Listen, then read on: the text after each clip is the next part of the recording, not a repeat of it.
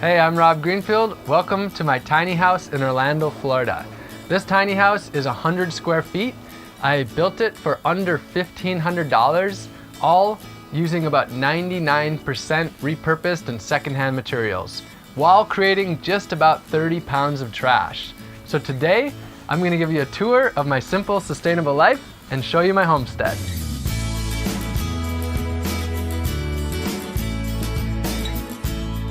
So as you can see, 100 square feet is pretty small. It's just 10 by 10. And some of you might be thinking, isn't this just a shed? Well, I designed it to look like a shed, basically, so that it would be within basic building codes.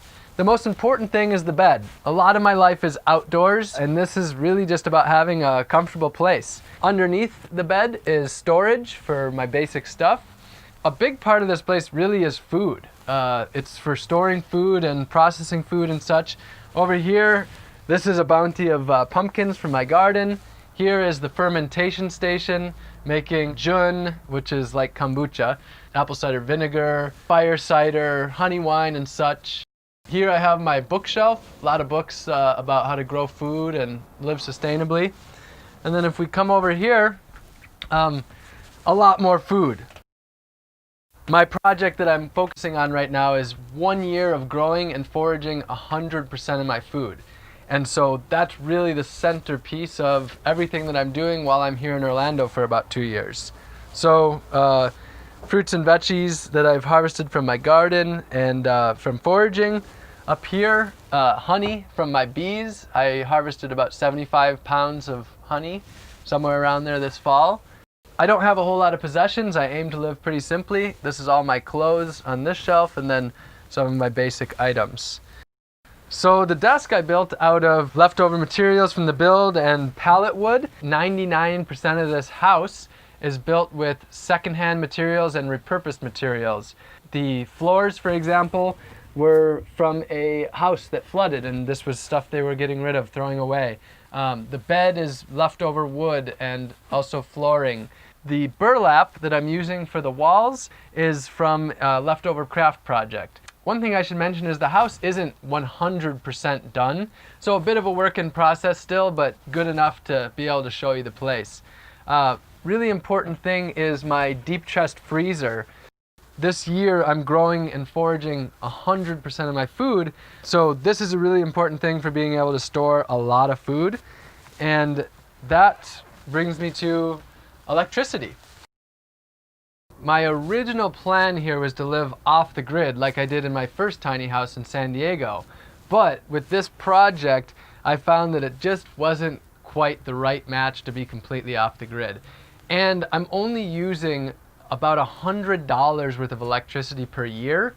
So since I'm here just for 2 years, it didn't necessarily add up to put a large solar system here when I'm using such a tiny amount of electricity.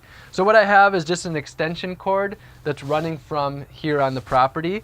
So that's pretty much the inside of the house. It's quite simple. There's not a lot to say about it because most of my time is spent outdoors, in the garden, in my community. And so let's move on to the outside. I really like having an outdoor kitchen because I enjoy being outside. And also, when I spill things on the ground, they just soak right in, which means a lot less cleanup. This kitchen was built using leftover materials from the tiny house build. And I have a light that runs here on top. It's pretty simple. Has a battery, which I can either charge using my small solar panel, or it can be charged inside. I actually have 4 ways of cooking food. The first is a not sustainable form, and the other 3 are renewable energy forms. So the first one is just using a basic propane camp stove. I'm working to move away from that completely so that I'm using all alternative energy. The main replacement for that is a home biogas stove. So this actually converts food waste into methane, which can then be used to cook with, and I'll show you that. Secondly is a solar oven, which just uses the sun, which we have plenty of, to cook. And then third over here is my fire pit. So if I'm cooking like large quantities, I have a 5-gallon pot that can go right on top of here. So this is the biogas. It works like a human stomach in many senses. So one thing that happens when we eat, one of the byproducts is gas, of course. So how can you trap that gas and actually use it for something good? How it works is you simply put food waste into it. I get a lot of food waste from a local restaurant. Simply put the food waste into here. It goes into the stomach. There's bacteria in there, and the byproduct of their digestion is gas. So this up here is a bladder that holds the gas. It's pressurized to push it down. And then just out the back, there is a pipe that goes over to the kitchen and delivers the gas to the stove. Another great byproduct of this system is a bucket full of fertilizer, really nutritious for the plants. So here's the sink. It's extremely simple. This is a 55-gallon barrel in the back, and that holds rainwater. And then it's just gravity fed. I use a biodegradable gray water safe soap so that this water doesn't have to go to a sewage treatment plant. Instead, what happens is it goes just down the drain, and then there's a tube that just goes out the back, and then back there I have bananas, which are really water-loving plants. So this water, all the water that goes through the sink, doesn't go off-site to a waste treatment plant. Instead, it actually grows food on-site.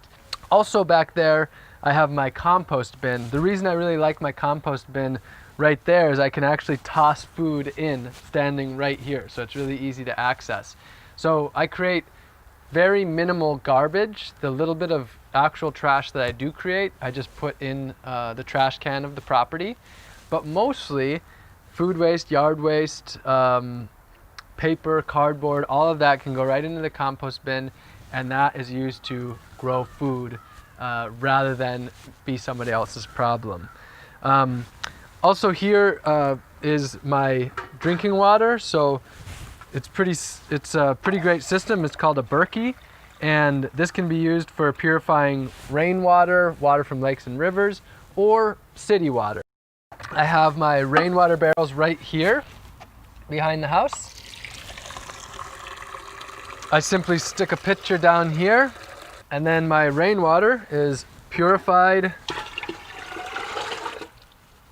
to be delicious and great for drinking. Rainwater harvesting is very easy, not complicated at all. The water just falls down onto the roof, into a gutter. Instead of having a downspout, I have a rain chain. The water just falls into this barrel, and then it's stored right there. Really simple as that. I have multiple barrels, and they're just simply connected by a pipe.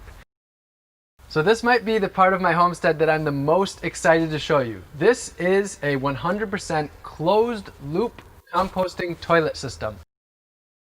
You have two toilets, this one for going pee and this one for going poop. Pee is a bucket, a 5-gallon bucket under here that's filled with water. It's used for about a day, and then basically the pee is diluted by about a 10-to-1 ratio.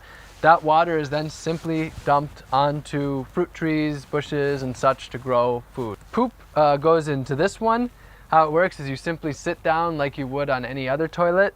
After you go, instead of flushing, you simply add sawdust to cover it up, and it's amazing that all you need to do is cover it up, and then there's no smell. Instead of buying toilet paper, I grow my toilet paper right here on site. This is called the blue spur flower. It's in the mint family. So it's got a great smell, and it's ridiculously soft. I mean, that is just wonderful. So that is then composted as well.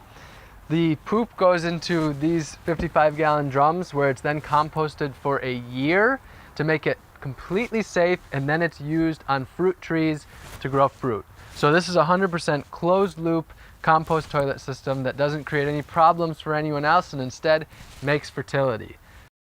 So because the property owner's roof is much larger, I also harvest rainwater off of their roof. I have two 275-gallon totes. This is used for watering the garden, for filling up the barrel at the sink, and for showering. This is my shower right here. works pretty simply. I have a 5-gallon bucket down here that I fill up, and then that just goes right over, and it's just a little handheld shower using rainwater, and honestly, I love it. To me, showering rainwater is one of the greatest ways to shower. A little bit about transportation, how I get around. So I don't have a car or a driver's license. I have a bicycle, and I use that to go almost everywhere that I need to go in Orlando.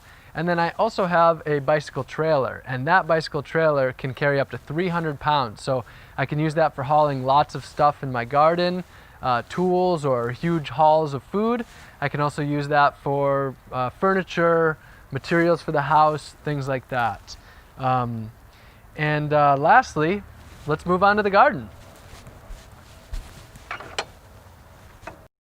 So one of the most frequent questions that I'm asked is, do I own the land? How did I find the land? Do I pay rent? What I've done is a work exchange. So I met someone who's always wanted to live sustainably, who's wanted a homestead for 25 years. And in exchange for me setting up my tiny house on her property for these couple of years, I'm helping her do that. And then everything that I create will be hers for the years to come. So I'm helping her grow her own food. I've turned the whole front yard into a garden. And the tiny house, after I leave, will be hers to use however she wants. So it's a exchange rather than a monetary transaction. We don't have a monetary transaction. Instead, it's how can we work together to meet each other's needs? And that's what my life is all about. Reducing the ways that we have to work for money, and instead, how can we work together to help each other out? There is a lot going on here, and I can't possibly squeeze it all into one video. But if you have a desire to live in a way that's better for the earth, your community, and yourself, then I am here at your service, and there'll be plenty more videos to come. If you were inspired and you got something out of this, then I would really encourage you to subscribe and stay in touch. I love you all very much, and I'll see you soon. Oh, one thing to mention, this is a little squatty potty that I made. It's really, it's known that having your legs raised at this angle is much better for pooping. So anyway, wanted to mention that.